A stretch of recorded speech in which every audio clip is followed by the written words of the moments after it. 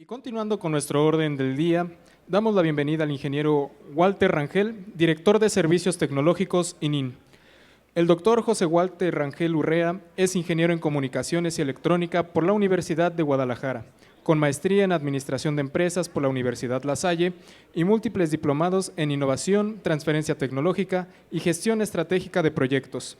Cuenta con una destacada trayectoria de más de 45 años en el sector energético, con especial énfasis en generación eléctrica, energía nuclear y tecnologías de irradiación. Desde 1999 se desempeña como director de Servicios Tecnológicos en el Instituto Nacional de Investigaciones Nucleares, ININ, liderando grupos de trabajo orientados en el desarrollo tecnológico, la presentación de servicios especializados y transferencia de conocimiento hacia la industria. Previamente ocupó cargos a nivel en el Instituto de Investigación Eléctricas, IE, y en la Comisión Federal de Electricidad, CFE, destacándose con automatización en centrales termoeléctricas, control de quemadores y evaluación de proyectos de Programa Nuclear Mexicano. Ha sido promotor del uso de tecnologías de radiación en la industria y salud, mentor de la propiedad intelectual y licenciamiento, y miembro activo de las organizaciones nacionales e internacionales Society for Automation y la Asociación Latinoamericana de Tecnología e Irradiación. Reconocido por su capacidad para generar alianzas estratégicas en innovación, también ha formado parte del Sistema Nacional de Investigadores SNI Nivel 1. Damos la bienvenida al doctor José Walter Rangel con la presentación Transición energética y el rol de la energía nuclear como contribución. Muy buenas tardes y gracias, muchísimas gracias para los que están aquí, para este tema tan controvertido, ¿no?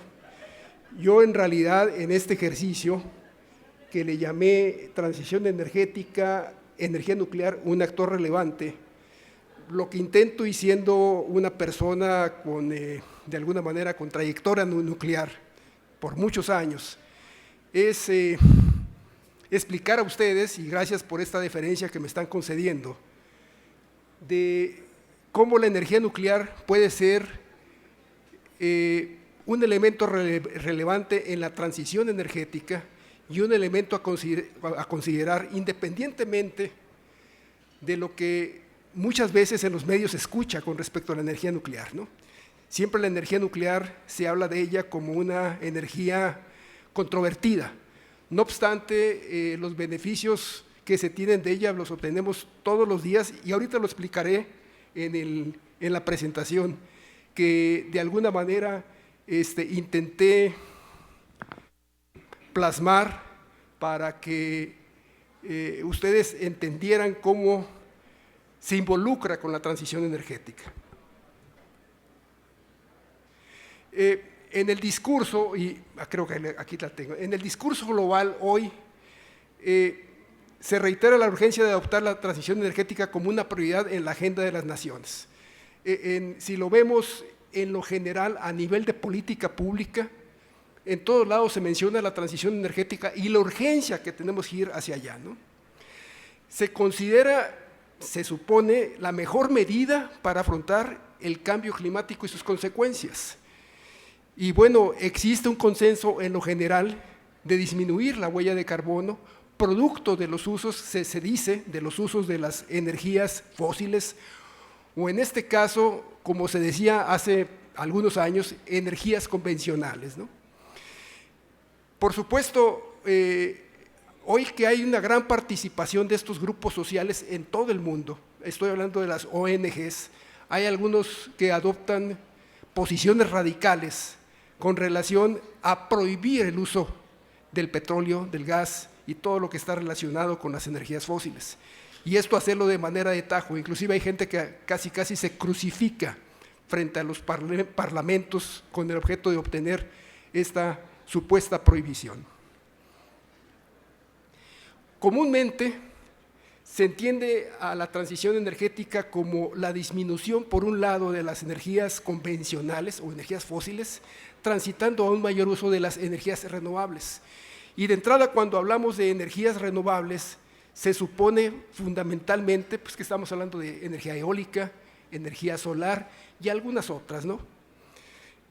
La transición energética no solo es eso, es lo que trato de explicar en esta lámina, sino que también implica la conservación de energía, es decir, evitar el despilfarro. Por otro lado, incrementar la eficiencia producto, por ejemplo, de la modernización tecnológica. Y aquí me refiero, y les doy dos ejemplos. Uno de ellos tiene que ver, en el caso de la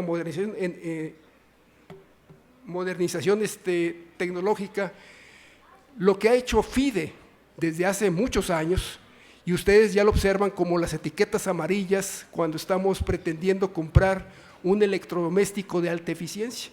Eso no lo teníamos en México, y eso ha generado un gran ahorro a nivel de país. Es la consecuencia de una política pública bien asimilada. El otro tiene que ver, y eso es para cada uno de nosotros, evitar el despilfarro. Por ejemplo, me pregunto yo, y lo veremos si salimos a la calle, esas grandes camionetas con un peso de casi 2 toneladas, llevando a una persona que pesa apenas 60 kilos. Y es una camioneta que lleva un motor fabuloso, por supuesto, ir ahí es como estar en la sala de la casa de uno, ¿no? Pero es el tipo de cosas que deberíamos de cambiar a nivel de hábitos dentro de lo que es nuestra sociedad. Algo de historia les comentaré, y esto lo planteo como algo que a mí me tocó atestiguar por las carnas que porto, ¿no? Mucha gente joven aquí ni sabe de esto, ¿no? Pero a partir de un conflicto geopolítico que fue la guerra de Yom Kippur, en donde había un enfrentamiento entre Israel y los países, una coalición árabe formada por Egipto y Siria, aparece lo que se conoció como el embargo del petróleo, y en particular quien lo padece es Estados Unidos. Aquellos que les tocó vivir esa época se acordarán del estilo de vida a nivel de los automóviles, esos grandes automóviles que teníamos que ahora ya no existen, ¿no? Y bueno, la sociedad americana en ese entonces por primera vez enfrenta una crisis energética sin precedentes. Lo padecen otros países, Portugal, Sudáfrica, por ejemplo, los países europeos, y se observa de inmediato, se duplica el precio del crudo, se cuadriplica, y de ahí parte una inflación que a nivel mundial prolifera, ¿no? Y viene de aquí una pregunta con relación a la expresión transición energética.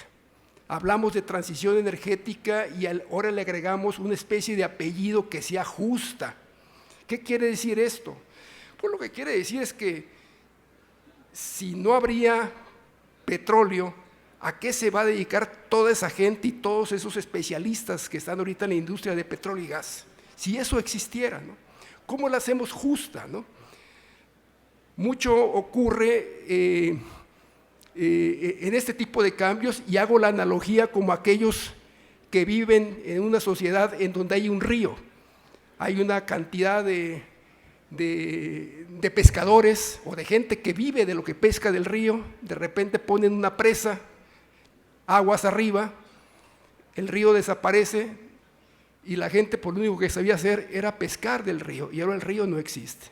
A eso se refiere una transición energética justa. Esta persona que pongo ahí como una referencia, Václav Smil, es un estudioso, un académico que ha analizado estos procesos, en particular tiene mucho con relación al tema de transición energética, y él explica a través de esa definición, y lo define de esta manera: un proceso complejo a largo plazo que implica cambios profundos en la forma en que se produce, distribuye y se consume la energía. Y bueno, aquí hablando de historia, es la pregunta que yo mismo me hice: ¿de dónde surge la expresión transición energética? Bueno, la primera referencia que tenemos es como lo plantean los alemanes en esta expresión, en su idioma, Energiewende. Y aparte las declaraciones de Jimmy Carter cuando recién toma su periodo gubernamental en 1977, estamos hablando pocos años después del embargo petrolero. En ese entonces, para los que hayan vivido estos años, no se hablaba de energías limpias, se hablaba de energías convencionales y no convencionales. Y eso es lo que plantea Jimmy Carter a través de un discurso que hace a la nación en 1977. Entonces, Energy 20, entendido como transición energética, en realidad surge como un movimiento antinuclear y bueno, valga la pena decirlo así, a pesar de estar yo involucrado en el tema nuclear, en realidad surge como un movimiento antinuclear y a partir de ese movimiento, en los años 80, si ustedes ven en el pie de esta lámina, surge una publicación en 1980 que habla ya de el Energy 20, crecimiento y prosperidad sin petróleo ni uranio. Recordarán ustedes, y los que algunos ya lo sepan, por ejemplo, Francia en el 73 optó por abandonar, entre comillas, lo que es el petróleo y transitó al uso del uranio. Ahorita Francia tiene más de 50 plantas nucleares en su territorio, estoy hablando del territorio continente europeo. Y cuando digo esto y alguien tiene la oportunidad a viajar, por ejemplo, a París, nunca se pregunta ir a un país que apenas es Chihuahua y un poco de Coahuila, y nunca se pregunta, ¿y qué voy a hacer allá habiendo tantas nucleares? Lo mejor no voy, ¿no? Pues, a mí me daría miedo ir a París, ¿no? No obstante, pues todos los que tienen ese beneficio corren y dicen, pues mañana me voy, ¿no? Es un país maravilloso, ¿no? Buen vino, buen queso, cultura, historia, y nadie se pregunta por lo que en verdad contiene ese pequeño territorio comparado con el territorio de la República Mexicana. Entonces les decía, el término de transición energética, años después, a pesar de que menciona someramente también el Carter en el 77, en ese primer discurso que ahorita comentaré más adelante, se empieza a acuñar el término transición energética. Y ahora es un término sumamente popular que en cualquier discurso, en cualquier foro, lo escuchamos, ¿no?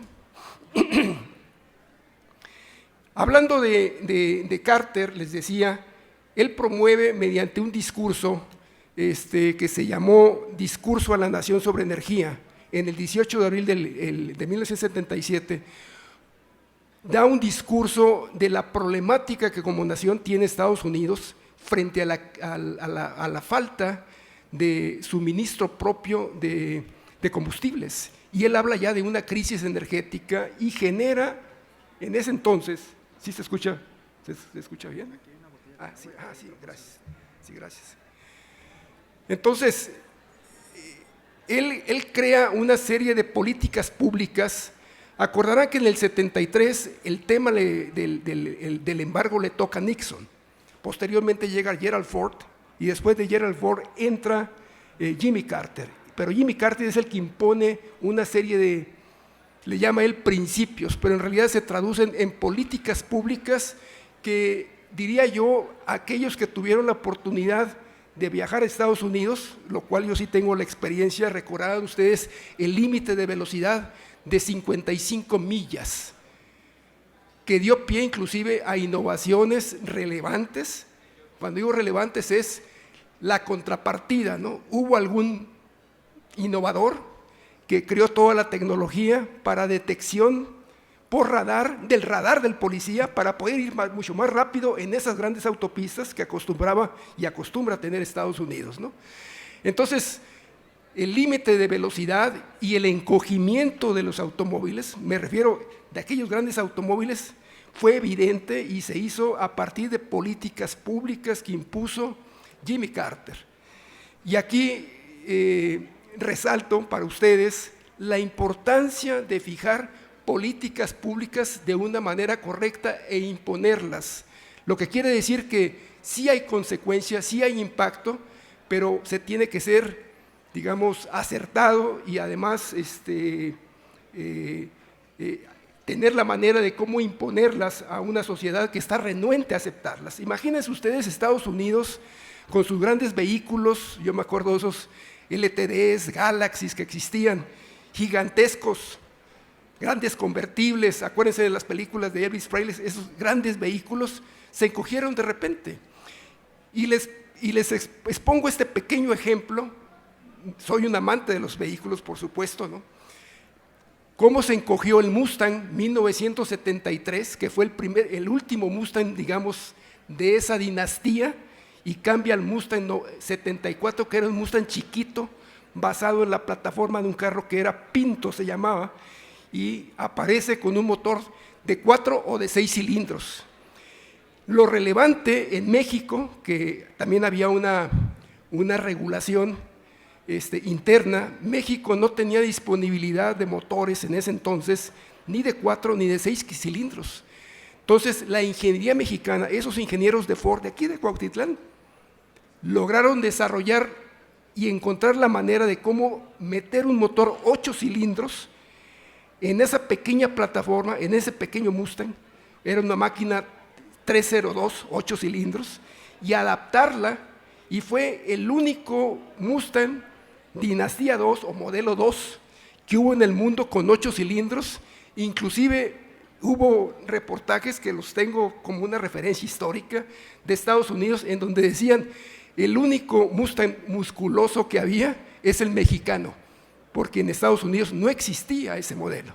Era un modelo de 4 cilindros o de 6 cilindros, no había de 8 cilindros. Entonces, como ven, las políticas públicas, cuando se aplican de esta manera, tienen consecuencias, tienen impactos.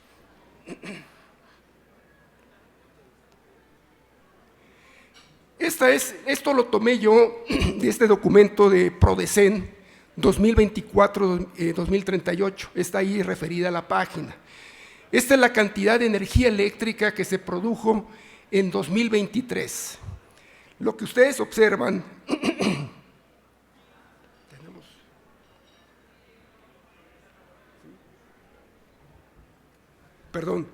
lo que ustedes observan aquí, todo esto rojo son ciclos combinados.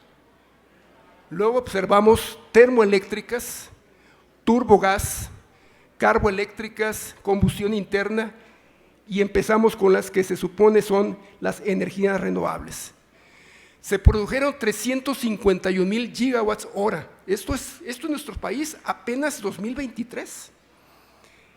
Esta manera si este país lo actualizáramos, tenemos una gran dependencia de gas natural que no lo tenemos y que lo estamos importando. Entonces, esto es la primera inquietud que en esta mesa, en este foro, coloco. Luego viene esta otra lámina, también tomada del mismo documento oficial. No hay un documento más nuevo que este, no se ha publicado, pero ahí mencionan la capacidad instalada que se supone tendremos para 2038. Hijo, me están apurando con 10 minutos, hijo, es muchísimo. Perdón. Entonces les decía, el marco legal se acaba de reformar, apenas fue el 18 de marzo de este año. Ya hay una nueva ley de planeación y transición energética. Y bueno, esta ley, ahí está escrito, no lo voy a repetir, tendré que ir un poquito más rápido por los minutos que me quedan.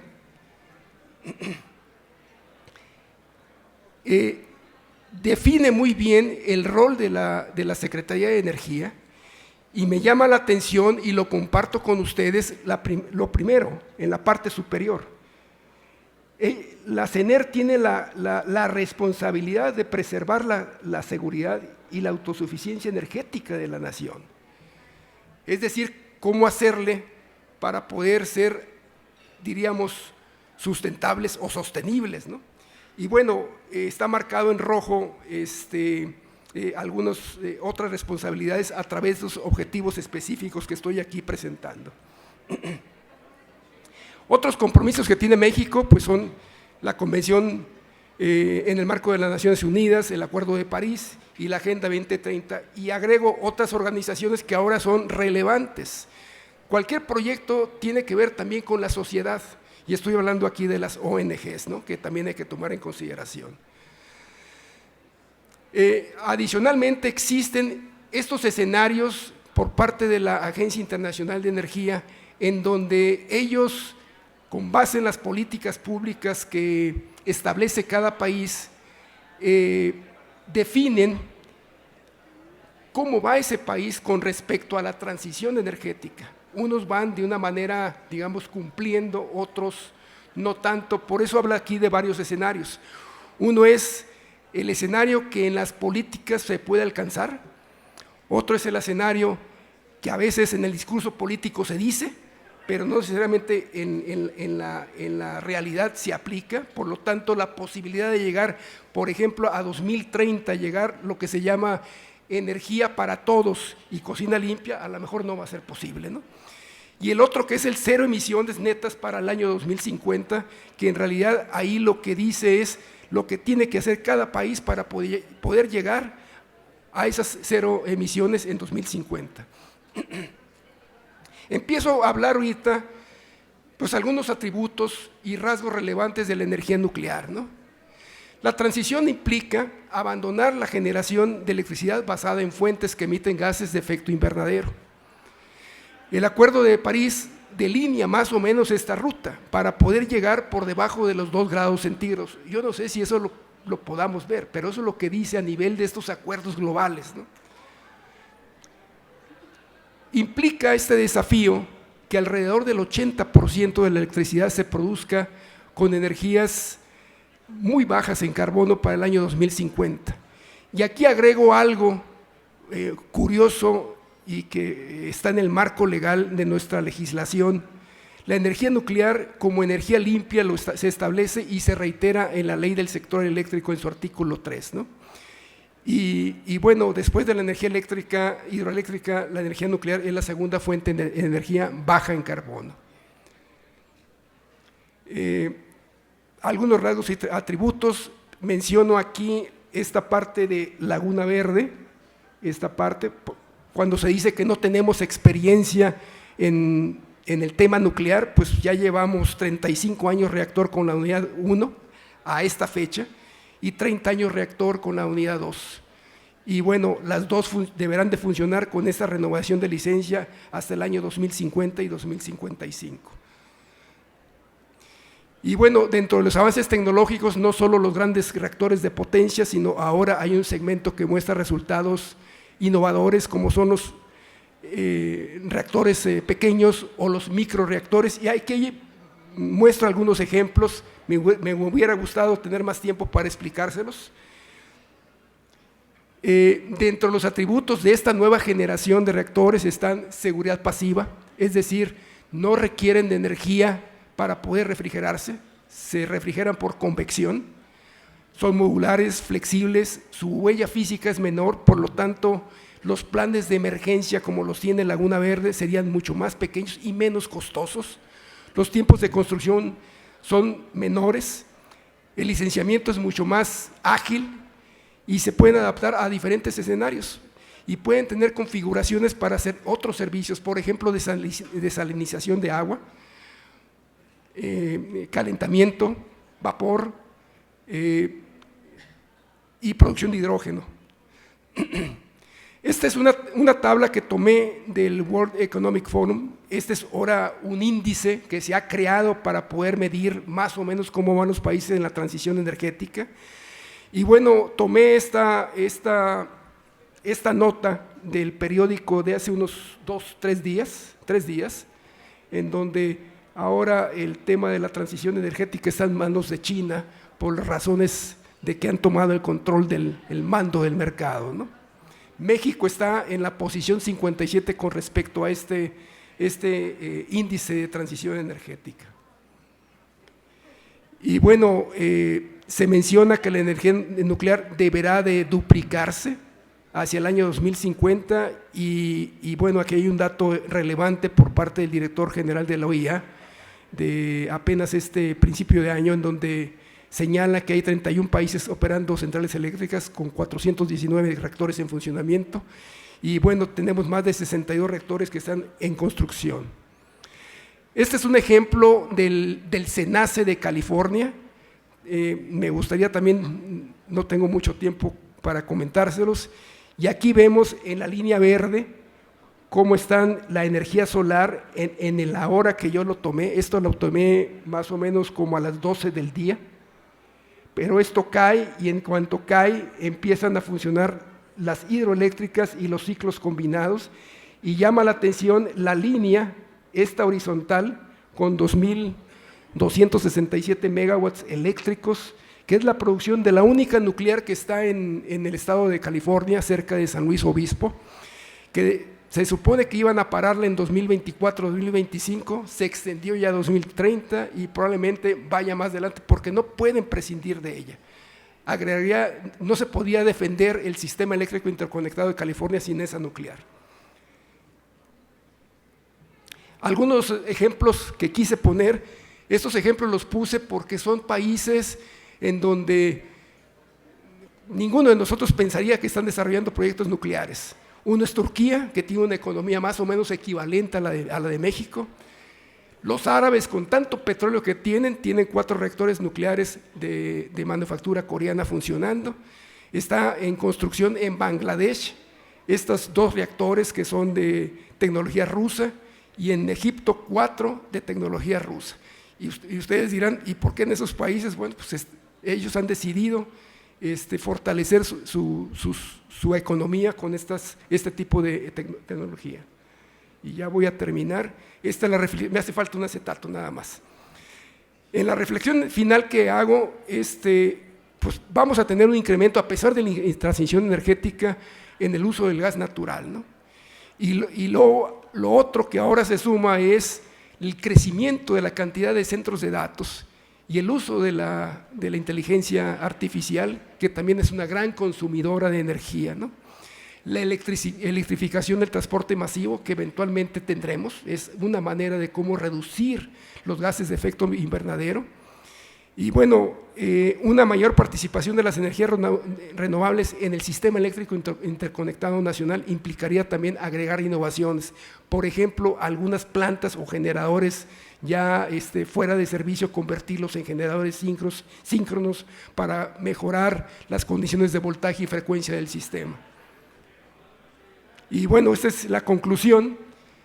La energía nuclear contribuye a la diversificación de la matriz energética, fortalece la seguridad energética nacional, es una alternativa a las energías fósiles que suma, es firme, económica, confiable, y los nuevos diseños de estos pequeños reactores encajan perfectamente en los diversos desafíos que hoy se plantea la humanidad. Por ejemplo, uno de ellos, la falta de agua. Podemos desalinizar, aparte de generar electricidad, y con esto terminaría, y dispénseme que sean tan precipitada la presentación, pero con eso estaría dispuesto por alguna pregunta si fuera necesario. Muchas gracias.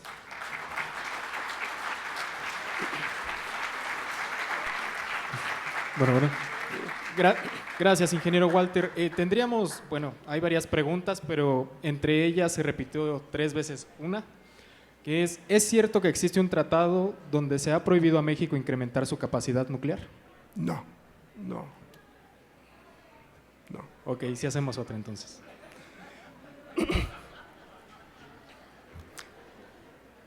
¿Cuál es el impacto de México en el caso de invertir en tecnología nuclear a nivel mundial? No entiendo bien la pregunta, en realidad… Sí, me imagino cuál es el papel de México al poder invertir en tecnología nuclear a nivel mundial. En el caso de las grandes centrales nucleares, tienen, mucho de la ingeniería que hoy vivimos obedece a la consecuencia o el impacto del proyecto nuclear de Laguna Verde. Un caso concreto es ahora el manejo o la gestión de la calidad. Los sistemas de calidad previo a Laguna Verde en nuestro país eran escasos. Ha habido una gran transformación y de ahí hemos heredado mucho al progreso de la nación a través de la mejora en los sistemas de gestión de garantía de calidad. Ahora no podemos imaginarnos una organización sin garantía de calidad. Ese es un gran beneficio de este tipo de proyectos de gran envergadura.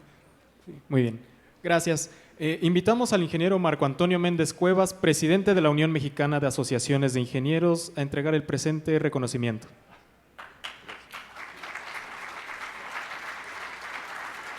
Muchas gracias, ingeniero Walter Rangel, por esta historia que nos trajo, ¿verdad?, de toda la transición energética y la aportación también de la energía nuclear a esto. Y como apasionado de los autos que nos comentó usted, recordamos esos autos grandísimos, Impala, Galaxy 500 de los años 60, ¿verdad?, donde no solamente por el gran consumo de combustible, la gran contaminación pasaron de moda, sino porque también corrían el riesgo de que en lugar de pagar el impuesto de tenencia iban a pagar ya impuesto predial. Muchas gracias. Muchísimas gracias. Bueno, y este recuerdo de un ingeniero de, yo creo que el siglo pasado, en sus labores de refinación. Acá está siendo pintado en el stand de Catec, por si quieren ir a ver al amigo que los está pintando, al artesano. Muchas gracias.